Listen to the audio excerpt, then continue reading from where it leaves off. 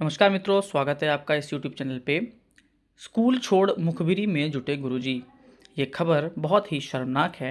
इसके लिए कहावत तो एक ही बनती है कि घर का भेदी लंका ढाए।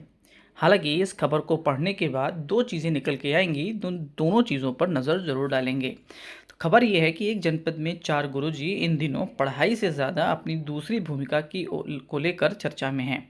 कहा जा रहा है कि वे अपने विद्यालय से ज़्यादा दूसरे स्कूलों पर नज़र रखते हैं। कौन शिक्षक समय से पहुंचा, कौन देर से, इसकी सूचना सीधे अधिकारियों तक पहुंचाई जाती है।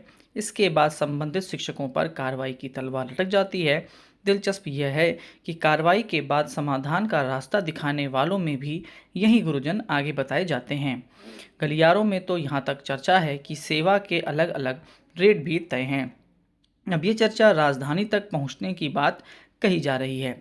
तो जो भी व्यक्ति बेसिक शिक्षा परिषद के विद्यालयों से जुड़ा हो, चाहे वो शिक्षक रहा हो, चाहे वो अनुदेशक हो, चाहे वो शिक्षा मित्र हो या फिर उसके परिवारजन वाले भी, सब कोई जानते हैं कि इस प्रकार के कुछ हमारे समाज में मौजूद हैं।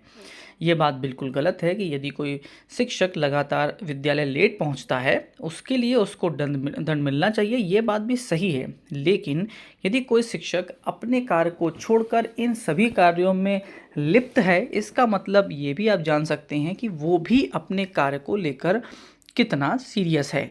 यदि अगर आप दूसरे स्कूल के टीचर्स पे नज़र रखते हैं, इसका मतलब सीधी सीधी बात यह है कि आप अपने विद्यालय नहीं जाते। अपने विद्यालय ना जाकर दूसरे विद्यालयों पर नज़र रखना भी कहीं से भी ये कार्य भी एक शिक्षक को शोभा नहीं देता है और ये भी कार्रवाई के अंतर्गत ही आना चाहिए। लेकिन क्या कर सकते हैं, हमारे आसपास सभी प्रकार के लोग हैं जो कि हर भिन्न प्रकार के कामों में अपने आप को बहुत ही अच्छा समझते हैं। दूसरी बात, यह अधिकारियों का भी एक माया जाल है जिसमें शिक्षक हमारे फंस के रह जाते हैं और कुछ शिक्षक कुछ फ़ायदों के लिए अपने ही साथियों को फंसाने में लग जाते हैं। यदि अगर कोई शिक्षक लगातार लेट आता है और इसकी जानकारी किसी अधिकारी को मिलती है, तो ये ज़रूर एक सोचनीय विषय है और उसको इसका दंड भी मिलना चाहिए।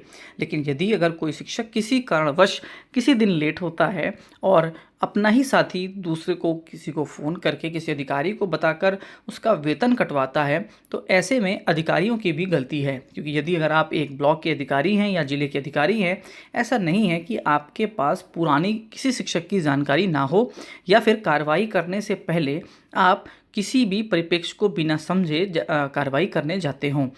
तो ये एक माया जाल है, क्योंकि इसमें नीचे दिया भी हुआ है रेट तय है, इसीलिए इसको माया जाल कहा जाता है।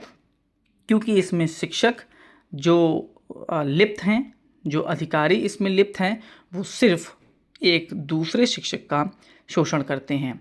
यह खबर जितनी जल्दी ऊपर पहुंचे तो अच्छा ही है, ताकि हमारे बीच ऐसे शिक्षकों पर भी कार्रवाई हो और ऐसे अधिकारियों पर भी जो जानबूझकर अपने इस जाल में बाकी शिक्षकों को फंसाने का प्रयास करते हैं। ला सके आपने वीडियो देखी, उसके लिए बहुत बहुत धन्यवाद। यदि अगर आप कुछ कहना चाहें इस मुद्दे पर तो अपनी राय ज़रूर रखिएगा, क्योंकि कहीं ना कहीं आप बेसिक शिक्षा परिषद से जुड़े हुए ही हैं। धन्यवाद।